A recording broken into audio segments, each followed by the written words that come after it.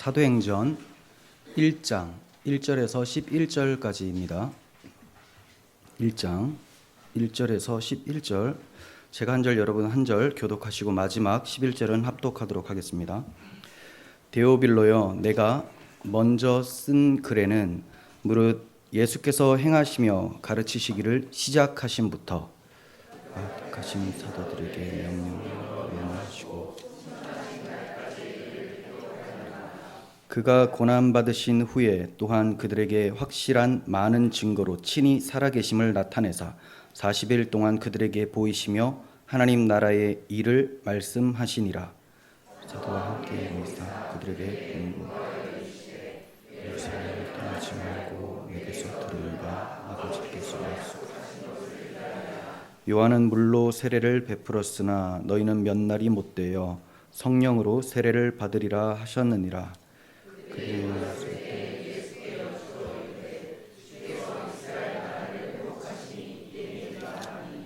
이르시되 때와 시기는 아버지께서 자기의 권한에 두셨으니 너희가 알 바가 아니요 오직 성령이 예루살렘과 유대인과 이 말씀을 마치시고 그들이 보는데 올려져 가시니 구름이 그를 가려 보이지 않게 하더라. 올라가실 때 제자들이 자세히 하늘을 쳐다보고 있는데 흰옷 입은 두 사람이 그들 곁에 서서 함께요 이르되 갈릴리 사람들아 어찌하여 서서 하늘 쳐다보며 하늘로 올려지신 이 예수는 하늘로 가심을 본 그대로 오시리라 하였느니라. 아멘. 네, 오늘은 주의 명령과 승천이라는 제목으로 말씀을 전하도록 하겠습니다. 지난 시간에 말씀드린 대로 누가복음과 사도행전은 저자가 같습니다. 누가가 썼습니다. 그런데 누가복음에 이어서 이제 나오는 내용이 사도행전이죠. 저자 누가는 내가 먼저 쓴 글에는 이렇게 말을 하고 있어요. 그게 바로 누가복음이에요. 누가복음에 이어지는 편지라는 것을 우리는 알 수가 있는데, 누가복음의 내용은 초림하신 예수님께서 행하시며 가르치신 것을 시작으로 택하신 사도들에게 명령하시고 또 승천하신 날까지의 일을 기록한 예수님의 탄생과 공생의 행적이라고 할 수가 있죠. 자, 그런데 사도행전은 주님께서 승천하시기 직전에 사도들에게 명령하신 내용과 승천하시는 장면, 자, 이렇게 시작이 되고 있습니다. 주님의 초림 사건이 역사적으로 최대의 사건이었던 것처럼 하나님이 인간으로 오셨다, 자, 이것만큼 더 큰 사건이 어디 있겠습니까? 이런 역사적인 사건이었듯이 주님께서 부활하시고 승천하시는 것도 새로운 역사가 펼쳐질 것에 대한 예고였습니다. 그리고 이와 같은 일련의 사건들은 하나의 목적을 향해서 달려가고 있는 것인데, 그게 바로 하나님 나라의 회복, 하나님 나라 건설이라는 거예요. 그래서 부활하신 주님은 승천하시기 전까지 제자들에게 40일간 함께 계시면서 하나님 나라의 일을 가르쳐 주셨다라고 말씀을 하고 있죠. 자, 그런데 주님의 승천으로 하나님 나라의 일이 완성이 된 게 아니에요. 주님이 승천하시면 끝난 게 아니라 또 그렇다고 해서 주님이 승천해 버리시니까 하나님 나라의 일이 중단된 것도 아닙니다. 그러면 사도행전에서 완성이 될까요? 그렇지도 않아요. 사도행전은 이렇게 마치고 있어요. 사도 바울이 2년 동안 자기 셋집에 머물면서 오는 사람들을 다 영접하면서 하나님 나라를 전파하고 주 예수 그리스도에 관한 모든 것을 거침없이 담대히 가르쳤더라 하고 마치고 있어요. 그러니까 하나님 나라가 계속 진행되고 있는 것이 사도행전의 모습이라는 거죠. 승천하신 주님은 성령으로 오셔서 세상 끝날까지 성도들과 함께 하나님 나라의 일을 계속 추진하시다가 마침내 완성을 하실 거예요. 그러면 그 완성하시는 그날의 모습은 우리가 성경 어디에서 볼 수가 있는가? 이거는 마지막 책인 계시록이죠.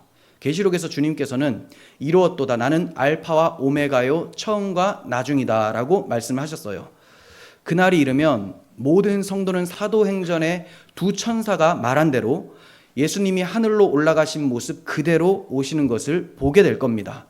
그날이 오기까지 우리는 내가 진실로 속히 오리라 라고 말씀하신 주님께 아멘 주 예수여 오시옵소서라고 응답하면서 주께서 맡겨주신 사명에 충성을 다하면서 살아가야 되는 거예요. 자, 이제 우리가 1장을 살펴볼 텐데 1장의 주요 내용과 구조에 대해서 말씀을 드리도록 하겠습니다. 1장에는 약속하신 성령을 기다리라라는 주님의 명령이 나오고요. 그리고 주님이 하늘로 올라가시는 승천이 나오고 또 명령대로 제자들이 기다리는 모습이 나와요. 그런데 네 번째는 기다릴 때 그냥 기다리는 것이 아니라 12사도여야 되는데 한 명이 빠졌어요. 누가 빠졌죠? 가룟 유다가 빠졌잖아요. 자살을 해서. 그래서 가룟 유다의 그 수를 채우기 위해서 12를 채우기 위해서 사도를 뽑는 내용이 나옵니다. 또 나중에 살펴보겠지만 마띠아라고 하는 사람이 뽑혀요.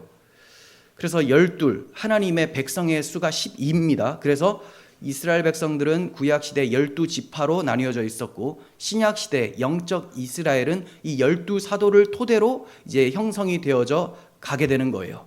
그렇게 주님께서는 내가 약속한 성령을 기다리라 라고 명령을 하셨고 그 명령대로 성령님을 기다리게 되는데 사도를 충원해서 기다린다. 자, 이렇게 요약을 하시면 되겠습니다. 자, 그러니까 네 단락으로 구조를 나눠볼 수가 있겠죠. 1절부터 5절까지는 약속하신 것을 기다리는 성령을 기다리라는 주님의 명령, 그리고 둘째 단락은 6절에서 11절까지 내 증인이 되리라. 주님께서 사명을 주시는 내용이 나오고요. 또 셋째 단락에서는 12절부터 14절인데 약속을 기다리는 그런 모습이 나오게 되고, 넷째 단락에서는 15절에서 26절인데 증인을 충원하는 내용. 자, 오늘은 첫째, 둘째 단락까지 볼 겁니다. 원래 첫째 단락만 하려고 했는데 지난 시간에 사도행전 개관을 하면서 첫째 단락과 둘째 단락 한 중반부까지 상당히 많이 다루었습니다. 그래서 중복되는 것이 있기 때문에 좀 넓게 잡았어요. 11절까지. 그래서 지난 시간 개관 때 중복되는 내용은 간단하게 설명을 해드리고 넘어가도록 하겠습니다. 자, 1절부터 3절 봅니다. 데오빌로여, 내가 먼저 쓴 글에는 무릇 예수께서 행하시며 가르치시기를 시작하신부터 그가 택하신 사도들에게 성령으로 명하시고 승천하신 날까지의 일을 기록하였노라. 그가 고난받으신 후에 또한 그들에게 확실한 많은 증거로 친히 살아계심을 나타내사 40일 동안 그들에게 보이시며 하나님 나라의 일을 말씀하시니라 라고 합니다. 자, 사도행전의 수신자 누가 편지를 받습니까? 데오빌로입니다. 데오빌로요라고 시작을 하는데 이 데오빌로라는 이름은 하나님께 사랑을 받는 자 또는 하나님의 친구라는 의미를 가진 이름이에요. 이 데오빌로를 누가복음에서는 가카라고 불러요.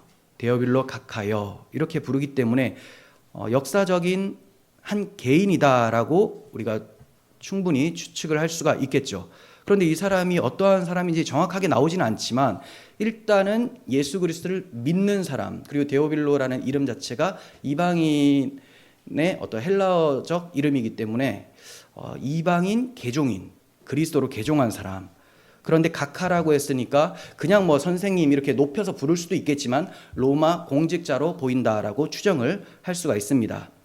누가복음에 이어서 사도행전에도 그에게 이제 편지를 하고 있는데 데오빌로라는 인물로 대표되는 이방인에게, 그러니까 모든 이방인에게, 데오빌로가 그냥 대표예요. 만약에 데오빌로 개인의 편지라면 우리는 받아볼 필요가 없겠죠. 근데 이 이방인 데오빌로를 통해서 모든 이방인, 우리 한국 사람들, 자, 이런 사람들에게도 주시는 하나님의 말씀이에요. 그 내용은 그렇습니다. 예수 그리스도의 십자가 부활을 증거하고 있고 또 성령의 역사로 교회가 탄생되었다라는 것을 가르쳐주고 있고요. 사도들의 활약으로 복음이 예루살렘에서부터 전파되어 유대와 사마리아와 땅끝 로마 제국까지 확장되어져 가면서 하나님의 나라가 세상 나라를 정복해 간다. 그걸 누구의 역사로? 성령의 역사로 정복해 가는 것이다라는 것을 이방인들에게 가르쳐주고 있는 것이죠. 그러므로 사도행전을 데오빌로 한 개인에게 국한해서 읽을 것이 아니라 우리에게 주시는 하나님의 말씀으로 읽어야 되겠죠. 예수님은 왜 속히 하늘로 가지 않으시고 40일 동안 이 땅에 계셨을까요? 십자가에서 죽으시고 사흘 만에 부활을 하셨어요. 그럼 다 이루셨으니까 바로 올라가시면 될 텐데 굳이 40일을 이 땅에서 계신 이유가 뭘까라는 거죠. 예수님은 부활하심으로 영광의 자리에 이르셨지만 또 영광스러운 모습을 하셨지만 제자들의 모습은 어땠습니까? 상당히 몰골이 영혼의 상태가 말이 아니었어요. 일단 예수님을 배신했다라는 그 수치심과 절망감에 자신의 삶이 무너져 있는 상태였습니다.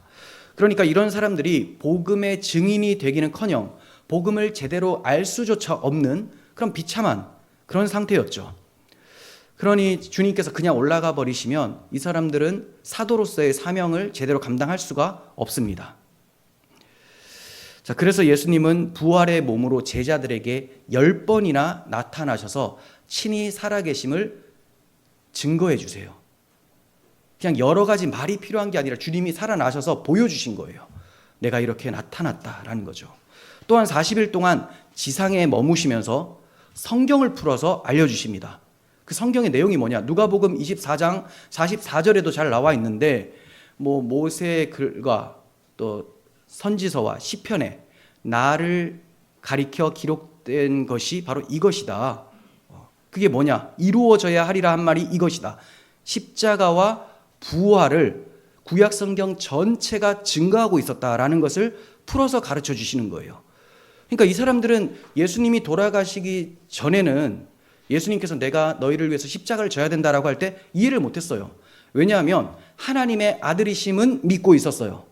하나님의 아들이 어떻게 죽을 수가 있는가? 이거 이해가 안 됐거든요. 근데 정말로 십자가에 못 박혀 죽으시는 거죠. 여기서 일단 충격이 왔습니다.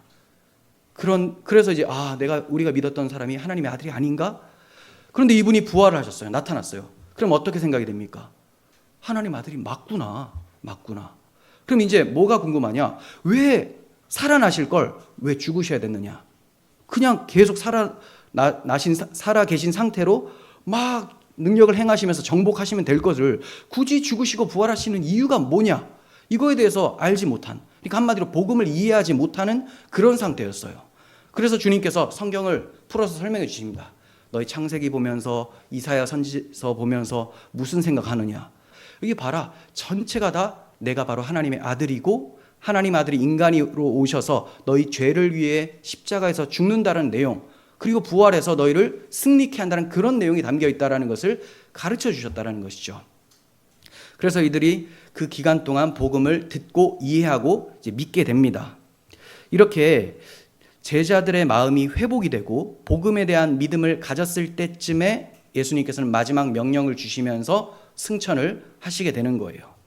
4절을 보시면 사도와 함께 모이사 그들에게 분부하여 이르시되 예루살렘을 떠나지 말고 내게서 들은 바 아버지께서 약속하신 것을 기다리라.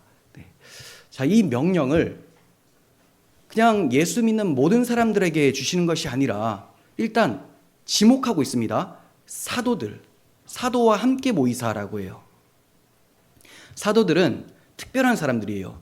주님의 부활을 눈으로 본 사람들이죠. 부활의 목격자. 자, 눈으로 보았기 때문에 이들이 증거를 해야 됩니다. 주님이 정말로 약속대로 죽으셨고 구약에 예언된 그 약속대로 죽으셨고 약속대로 살아나신 하나님의 아들 그리스도시다라는 것을 증거를 해요. 이게 복음이죠. 이 복음을 증거함으로 교회들의 터를 마련합니다. 교회들의 터는 복음 진리 위에 세워지는 거죠. 모래 위에 세우는 것이 인간적 사상, 인간의 철학, 지식 이런 거 위에 세우는 거예요. 또는 이제 자기의 행위 위에 세우는 것이 모래 위에 세우는 집이에요. 하지만 주님께서는 반석 위에 집을 세우라고 하셨어요. 이 반석이 뭐냐면 예수님입니다. 예수님 자신이 무엇을 이루어 주셨는가? 복음이죠. 이 복음의 토대 위에 교회가 세워지는 거예요.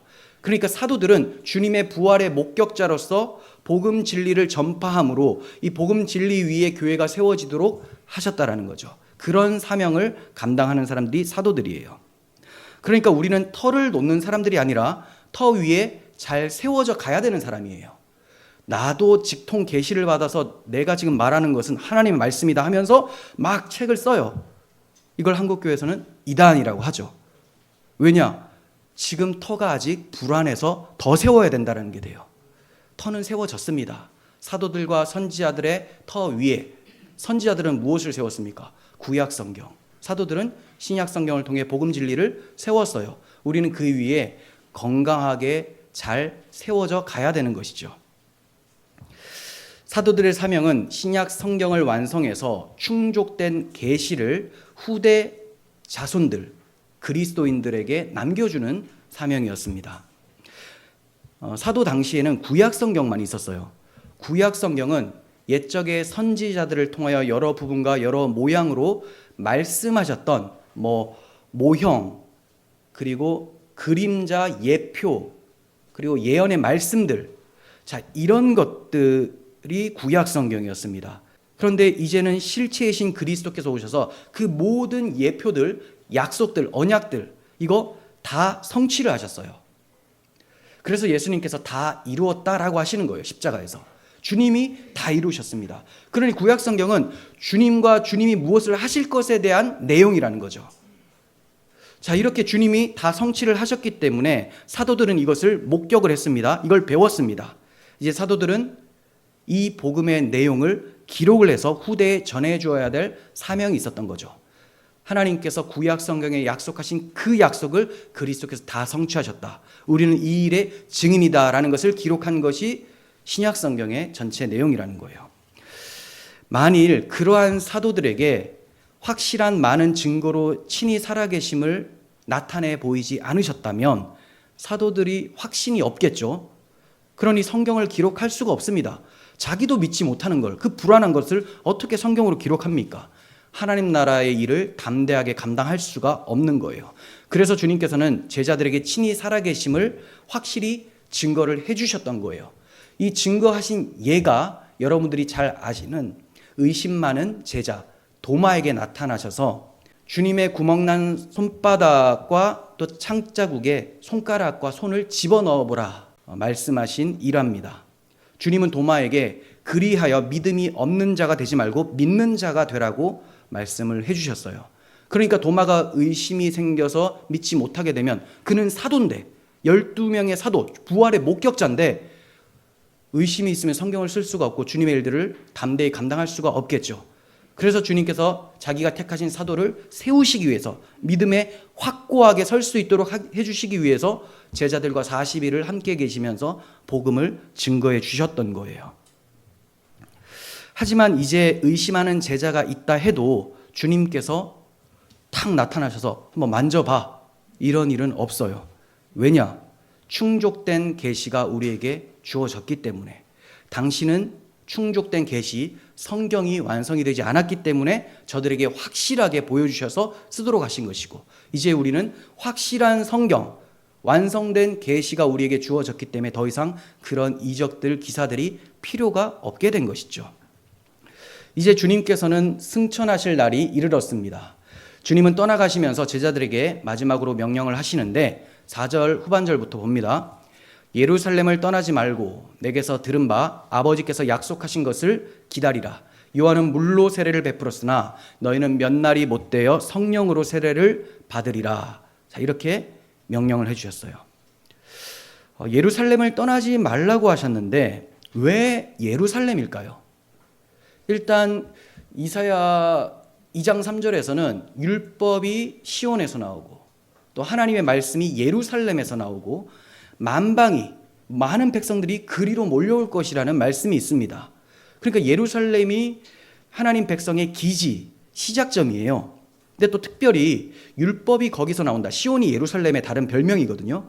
율법 하나님 말씀이 거기서 나온다는 것은 그곳에 성전이 있다는 겁니다. 그래서 예루살렘에는 정말 성전이 있죠. 성전 가장 핵심 지성소에는 언약궤가 있어요. 언약, 거기에 율법판이 들어가 있습니다. 하나님의 말씀이 거기에서 나온다는 거예요. 예루살렘에는 성전이 있는데 이 성전은 하나님의 말씀이 있는 곳이고 하나님의 임재로 인해서 영광이 나타나는 곳입니다. 그래서 성전에 하나님의 영광이 임하면 이제 구름이 쫙 가득해지면서 사람들이 하나님이 우리를 만나 주셨다 이렇게 인식을 하고 있었어요. 이런 예루살렘을 떠나지 말라고 하신 것은 건물로 된 솔로몬 성전은 지금은 이제 헤롯 성전이죠. 좀 보수 공사해서 이 성전은 진짜 성전이 아니라 진짜 성전은 예루살렘에서 하나님이 다시 세우신다라는 것을 가르쳐 주기 위해서, 그래서 예루살렘에서 벗어나지 말라는 거예요. 그럼 그 진짜 성전이 어디냐? 바로 예수 그리스도를 믿는 성도들이 바로 진짜 성전이 되는 거예요. 예수님이 참 성전이십니다. 근데 예수님은 홀로 참 성전이시지만 홀로 참 성전으로 계신 것을 원치 않으시고 그곳에 제자들을 연합시켜서, 자기 몸에 연합시켜서 새로운 성전을 건축하기로 하셨어요. 그래서 참 성전이신 주님께서 십자가에서 죽으심으로 진짜 성전이 파괴가 됩니다. 그리고 부활하심으로 이 부활하신 예수 그리스도를 믿어 연합되게 하시는 분이 성령님이에요. 성령이 제자들 가운데 오셔서 믿음을 갖게 하셔서 예수님을 믿으면 참 성전 가운데 연합이 됩니다. 이렇게 새로운 성전, 진짜 성전을 만들어 주시기 위해서 예루살렘을 떠나지 말라라고 하신 거죠.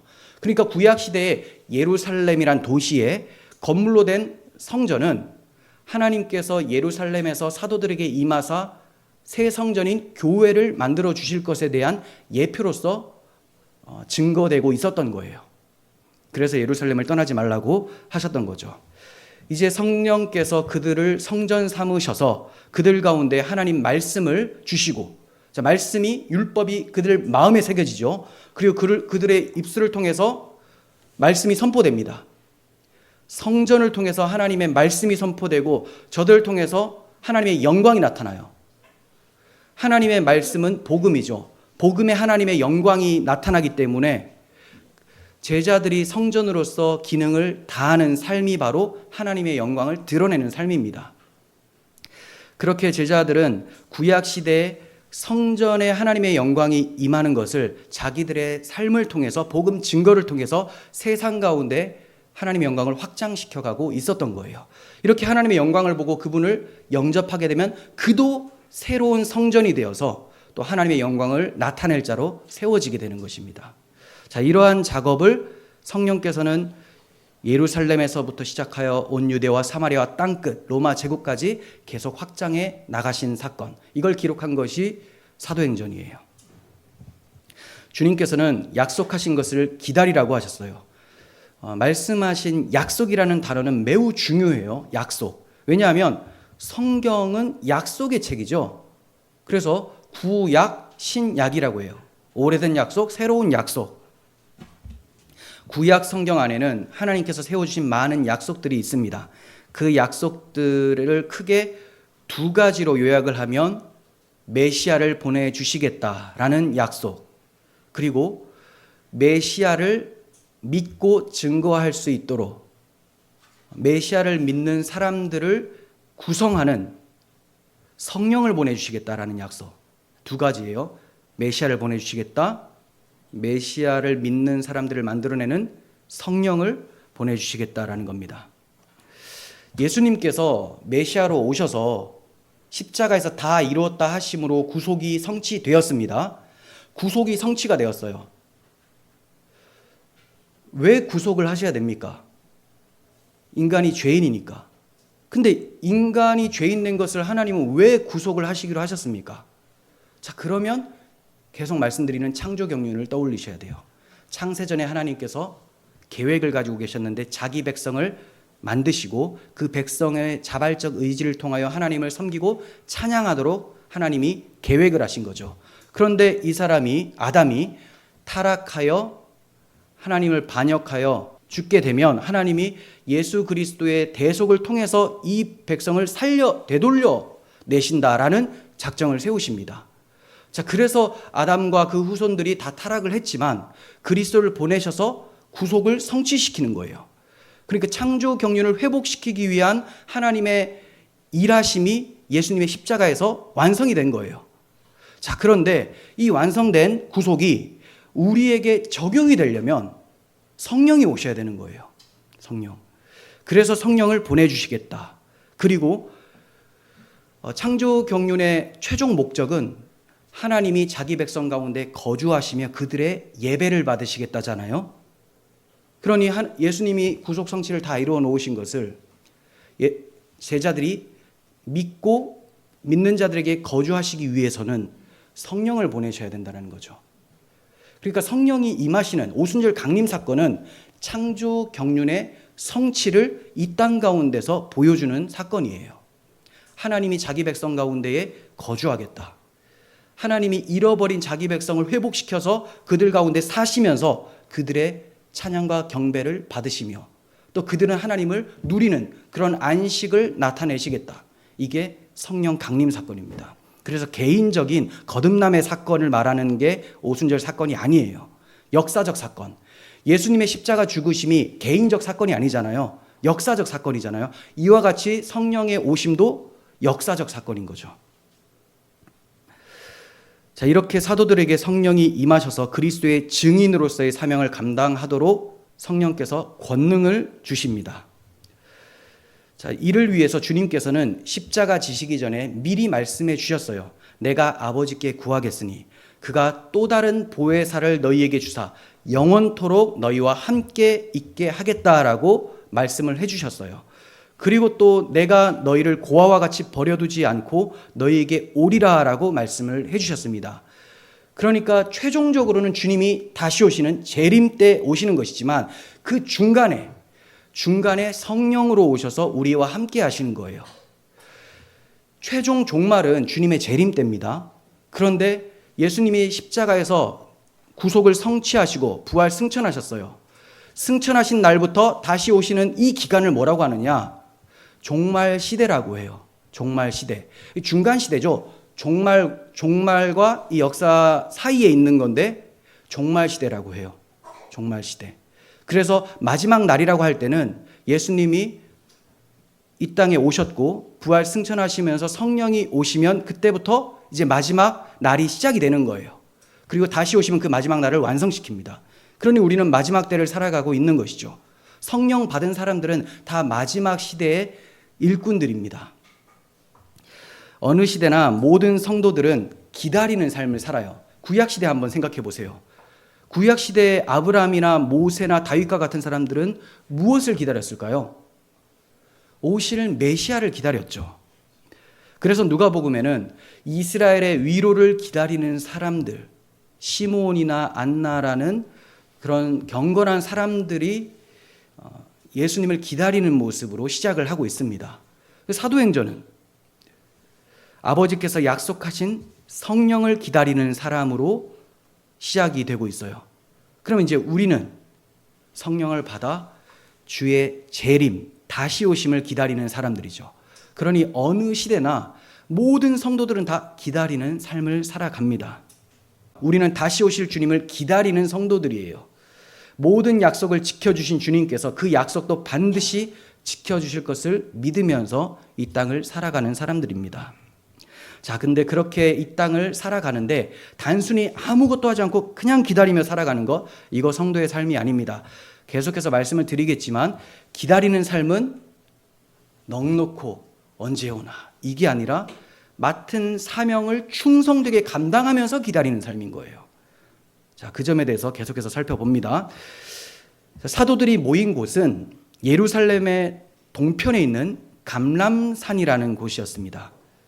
올리브산이라고 영어로는 표현이 되고 있는데 감람산, 올리브산. 자, 이곳에 모였어요. 그때 제자들은 예수님께 질문을 해요. 주께서 이스라엘 나라를 회복하시는 때가 이때입니까? 이때가 언제일까요? 약속하신 것을 기다리라. 약속하신 성령이 오시면 우리 이스라엘의 회복이 일어납니까? 라고 질문을 한 거죠. 6절에서 여쭈어라고 되어 있는 단어가 에로톤이라는 단어인데 미완료 과거형으로 쓰였어요. 그러니까 헬라어 미완료 과거형은 계속해서 반복되는 것을 얘기를 합니다. 그럼 무슨 뜻일까? 제자들이 이스라엘을 회복하심이 이때입니까? 라는 것이 너무나 궁금해서 정말 중요한 사안이거든요. 주님께 계속 물어보는 거예요. 주님, 언제 회복됩니까? 성령이 오시면 그때입니까? 계속 물어봐요. 왜 이렇게 중요할까요?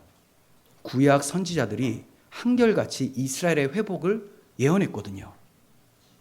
그 약속이 바벨론 포로에서 돌아옴으로 1차적으로 성취가 되었습니다. 그런데도 이스라엘 백성들이 제대로 회복이 되지 않고 로마의 압제를 받고 상태가 별로 좋지가 않아요. 그러니까 정말 다윗 왕국 때처럼 그런 나라가 언제쯤 회복됩니까가 너무 궁금했었던 거예요. 자, 하지만 구약의 선지자들이 궁극적으로 회복을 얘기를 한 것은 메시아의 왕국입니다. 메시아 왕국. 그런데 제자들은 메시아 왕국이 어떤 나라인지를 정확하게 알지를 못했어요. 비록 사도들이 40일간 복음을 듣고 믿은 상태였을지라도 그들이 복음에 대해서 정확하게 제대로 풍성하게 이해하지는 못했습니다.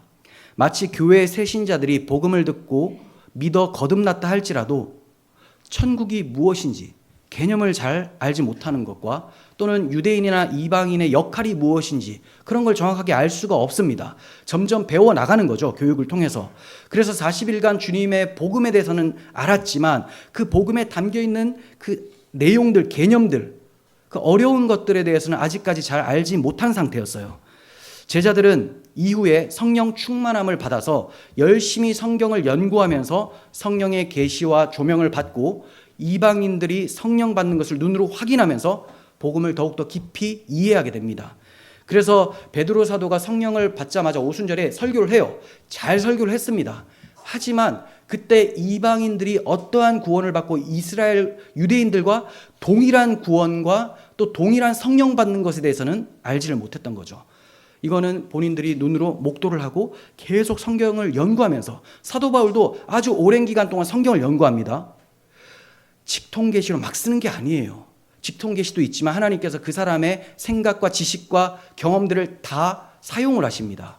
그래서 구약의 선지자들도 직통계시로 예언을 하면서도 자기가 예언한 것이 어떠한 의미인지를 부지런히 연구했다고 성경은 말씀을 하고 있어요.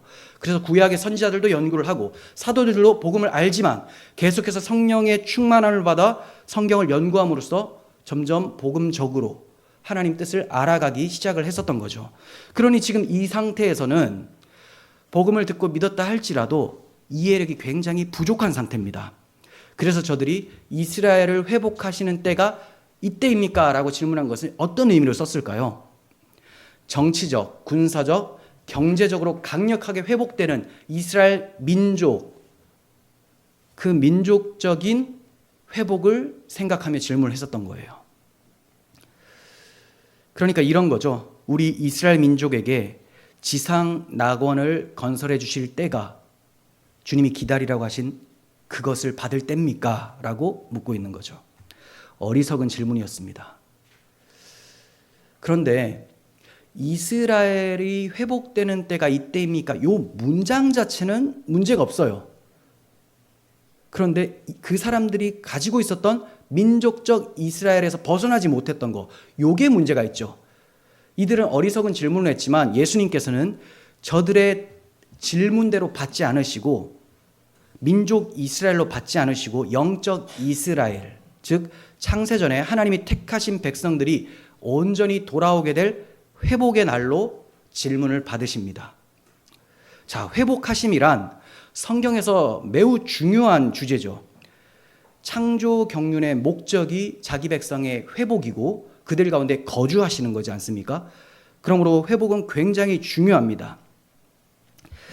자, 이제 제자들의 우문에 대해서, 어리석은 질문에 대해서 주님의 현답을 좀 살펴보도록 하겠습니다. 7절을 보시면 이르시되 때와 시기는 아버지께서 자기의 권한에 두셨으니 너희가 알 바가 아니오라고 합니다.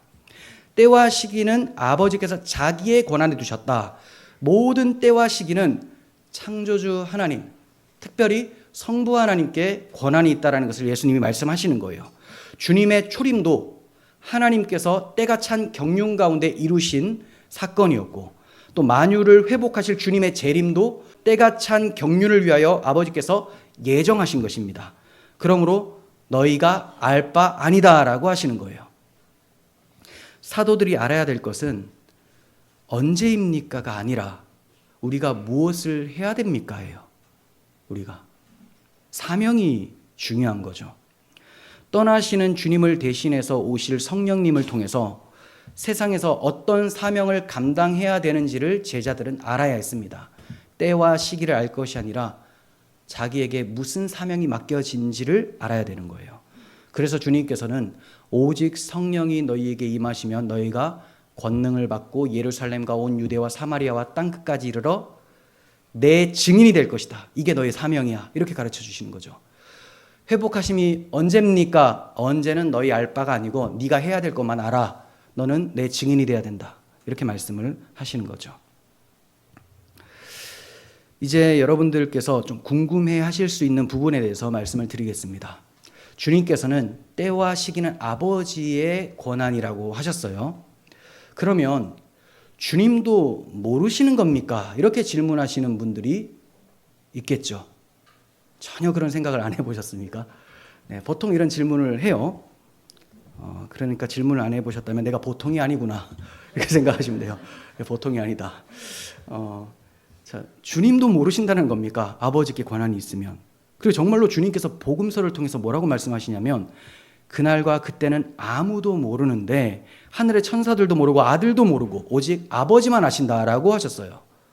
그러니까 정말 아버지 하나님만 아시고 아들 예수님은 전혀 모르는 것처럼 느껴진다라는 거죠.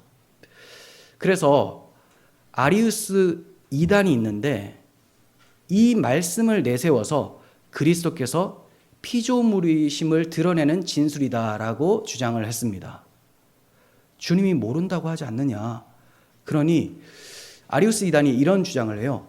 예수님이 하나님과 굉장히 유사한 신성을 가지고 있다. 유사해요. 유사하지만 하나님과 동일 신성이 아니에요. 그러니까 한마디로 피조물이에요. 우리보다는 월등히 낫지만 하나님보다는 못한 피조물이다. 이런 개념을 가지고 있어요. 그래서 그리스도께서 피조물 되심을 드러내는 진술이 바로 사도행전이나 또는 이제 마태복음 24장에 나오는 그날과 그때는 아무도 모른다, 아들도 모른다 이런 표현으로 나타난 것이다. 이렇게 주장을 했습니다. 자, 그렇게 돼버리면 우리가 이제 조직신앙을 통해서 계속 살펴보고 있는데 하나님의 신성이 아니시라면 구속이 불가하죠. 네.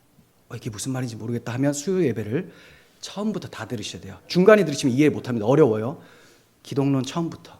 네. 이걸 지금 설명하기는 너무 어렵습니다. 그래서 아리우스 이단이 하나님과 유사신성이다라고 하면 우리 구원은 없어요. 네. 자기 창조를 회복할 수 있는 힘은 창조주에게만 있습니다. 네. 자, 이렇게 아리우스 이단이 주장을 했는데 예수님은 모르기 때문에 모르는 것은 피조물의 특징이다. 피조물이 어떻게 다 아냐. 이렇게 주장을 했는데 어거스틴은 반대로 얘기를 합니다. 오히려 이렇게 얘기를 해요. 아들이 진짜 모르시는 게 아니라 알지 않기로 작정을 하신 것이다. 또는 말하지 않기로 하신 것이다. 저는 이 둘 다가 맞다고 봐요. 이 둘 다. 자, 뭐냐? 예수님이 알지 않기로 작정을 하셨다. 원래 아세요. 그리고 계속 아시고 모든 뜻을 함께 계획을 하셨는데 어떻게 모릅니까? 아시는데 알지 않기로 자기를 낮추시는 거예요. 그리고 제자들에게 하등의 도움이 안 되기 때문에 말해주지 않기로 작정을 하신 겁니다. 자, 그런 표현을 아들도 모르고로 표현을 하신 거죠. 이렇게 봐야 돼요. 예수님이 인성을 가지신 인간이실지라도 그분의 인격은 하나님으로서의 인격이시기 때문에 전지전능하세요. 그러므로 예수님이 알 수 없었던 게 아니라 알지 않기로 하셨고 또 말씀하지 않으시기로 한 것으로 정리를 하셔야 됩니다. 그날과 그 시기를 아는 것은 인류에게 하나도 도움이 되지 않습니다. 특별히 성도는 믿음으로 살아가는 사람들이지 앞니를 점치는 사람들이 아니에요. 이 눈에 아무 증거 보이지 않아도 믿음만을 가지고 늘 걸으며라고 찬송을 하는데 사실 관심사가 대체로 어디 있느냐? 언제 그런 일이 일어나요? 내가 10년 후에는 어떻게 될까요? 이런 걸 요구한다는 것은 그걸 또 목사에게 묻는다는 것을 목사를 무당시하는 거고 그 무당에게 듣고자 하는 거죠. 그러니 굳이 무당에게 가지 않아도 무당을 찾아온 게 되는 거고 그걸 말해주는 사람은 무당이 되는 거예요. 성도는 약속을 믿으면서 하루하루 맡겨주신 사명에 충성을 다하며 살아가므로 약속을 기다리는 사람들입니다. 그러므로 주님은 제자들에게 그날과 그 시기를 알려주는 대신에 그들의 사명에 대해서 알려주신 거예요. 그래서 바울 사도 그리고 베드로 사도는 주님의 말씀대로 때와 시기에 관심을 두지 않았어요. 다만 무엇을 강조했느냐? 늘 깨어 있어야 된다. 늘 깨어 있어야 된다. 데살로니가전서 5장 1절에서 2절 사도 바울이 말씀합니다. 형제들아, 때와 시기에 관하여는 너희에게 쓸 것이 없음은 주의 날이 밤에 도둑같이 이룰 줄을 너희 자신이 자세히 알기 때문이다. 베드로 사도는 베드로후서 3장 10절에서 그러나 주의 날이 도둑같이 오리니 그날에는 하늘이 큰 소리로 떠나가고 물질이 뜨거운 불에 풀어지고 땅과 그 중에 있는 모든 일이 드러나리로다. 주님 다시 오시는 그날 만유가 회복이 됩니다. 민족 이스라엘과 이방인 중에 있는 성도들, 민족 이스라엘 중에서 참된 성도들, 이방인 중에 있는 참된 성도들 모두 다 주님 다시 오실 때 완전히 회복이 되어서 몸이 영화롭게 거듭나게 되고 이 땅도 회복이 돼서 새롭게 변화가 됩니다. 그래서 새 창조가 완성이 됩니다. 그때를 우리는 알 수가 없어요. 알 필요도 없어요. 맡겨주신 것에 충성 다하며 살면 되는 거예요. 하지만 오늘날 많은 교인들이 앞일 아는 것에 큰 관심을 쏟고 있죠. 우리 밝은빛 교회는 그렇게 돼서는 안 됩니다. 주님께서 말씀해 주신 것에만 관심을 쏟으시면 돼요. 내가 무엇을 해야 되는가? 복음의 증인이 되어야 되겠다. 무엇을 의지해서? 주 성령을 의지해서 겸손히 주님께 간구하면서 성령 충만함으로 복음을 전파하고 복음을 살아내야 되겠다. 자, 이렇게 믿음으로 살아가는 우리가 되었으면 좋겠습니다. 주님께서 이 말씀을 마치시고 그들이 보는 데서 올려져 가셨어요. 이때 베드로가 이전처럼 결코 올라갈 수 없습니다 하면서 예수님을 붙잡고 막 항변했다면 한 대 올려 붙이시지는 않으셨겠지만 뭐 이런 게 다 있나 또 하셨겠죠. 자, 부활하시기 전에는 예수님이 이해는 하세요. 하지만 아주 강력하게 책망하시죠. 사탄아 내 뒤로 물러가라. 십자가 지신다니까 안 됩니다. 그리는 못합니다니까 이건 뭐 아무것도 모르는 놈이네. 내가 안 가면 죽어. 이거 사탄적이구나. 사탄이 십자가를 막는 거 아닙니까? 자, 그런데 지금 십자가에서 죽으시고 부활하셔서 40일 동안 실컷 가르쳐 주셨는데 내가 올라간다 하니까 안 됩니다 하면 뭐 이런 게 다 있나 하셨을 텐데 다행히 제자들이 그러지 않았어요. 아마 제자들이 볼지어다 내가 세상 끝날까지 너희와 항상 함께 있으리라 라는 말씀을 믿고 다시 오심을 믿으면서 기다렸을 거예요. 자, 그렇게 주님이 하늘로 올라가시는데 구름이 그를 가리어서 보이지 않게 되었습니다. 구름이 그를 가리었다라는 것은 영광 중에 올라가셨다라는 거예요. 주님의 영광, 하나님의 영광을 표현할 때 구약 시대는 구름이 가득한 걸로 나타나요. 그래서 성막에 구름이 이렇게 임재하게 되죠. 불기둥과 구름기둥 할 때도 불도 구름도 다 하나님의 임재를 상징합니다. 시내산에서도 하나님의 영광이 임했을 때 구름이 이렇게 가리워지게 됐죠. 마찬가지로 예수님이 이 땅에 처음 오실 때는 굉장히 초라한 모습으로 고난받는 종의 모습으로 오셨지만 부활 승천하실 때는 영광스러운 왕의 모습으로 올라가고 계셨던 것이죠. 하나님의 임재를 알리는 가시적 표현이 바로 구름이었습니다. 이뿐 아니라 주님께서는 재림하실 때도 영광 중에 구름 타고 오신다고 말씀을 하고 있습니다. 고난받는 종의 모습으로 오신 예수님이 영광스러운 모습으로 올라가셨고 또 영광스러운 모습으로 다시 오실 거예요. 그러면 다시 오시기 전까지의 기간, 지금의 기간, 종말 시대는 어떻게 살아가야 됩니까?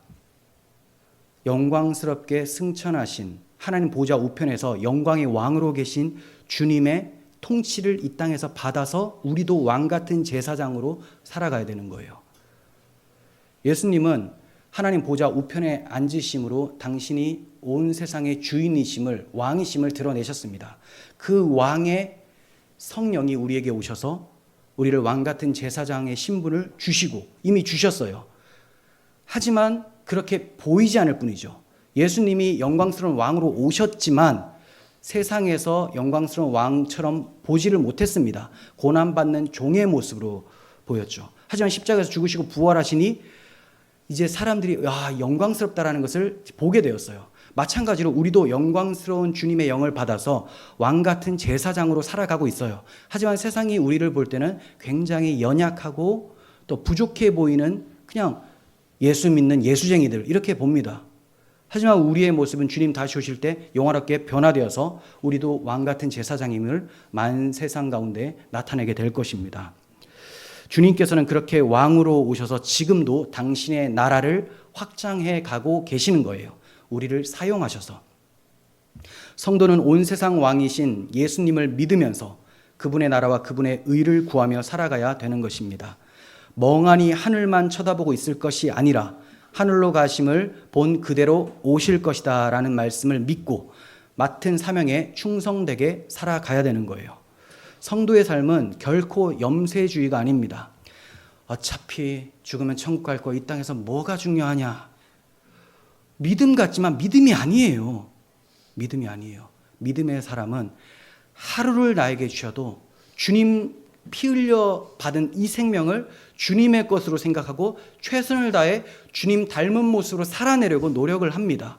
주 성령을 의지하면서 그렇게 주의 영광을 위해 사명을 감당하는 진취적이고 역동적인 그런 삶을 살아가는 사람이 성도의 삶입니다. 우리 주님의 명령, 약속하신 성령을 받았으니 이제 다시 오실 주님을 기다리면서 그렇게 주님의 사명을 잘 감당하는 그런 우리가 되었으면 좋겠습니다. 기도하겠습니다. 거룩하신 하나님 아버지, 우리를 홀로 두지 아니하시고 주 성령을 우리에게 보내주셔서 그리스도의 증인으로 사명을 잘 감당하게 해주심에 감사를 드립니다. 지금까지 저희가 복음에 대한 이해가 부족했고 담대함이 없었다면 성령 충만을 허락하여 주시고 복음을 더욱더 깊이 알아가게 하시고 마음의 기쁨과 평강과 또 위로를 주심으로 담대하게 주의 말씀 전하며 또 이 세상 사람들이 그렇게 살지 않더라도 우리는 주님의 뜻대로 살아가면서 하나님 나라 백성의 모습이 어떠한 것인지를 온 세상에 나타내게 하여 주시옵소서. 주님 다시 오실 것을 확실하게 믿습니다. 주님 오시는 그날까지 주의 충성된 증인으로 살게 하여 주옵소서. 우리 구주 예수 그리스도의 이름으로 기도합니다. 아멘.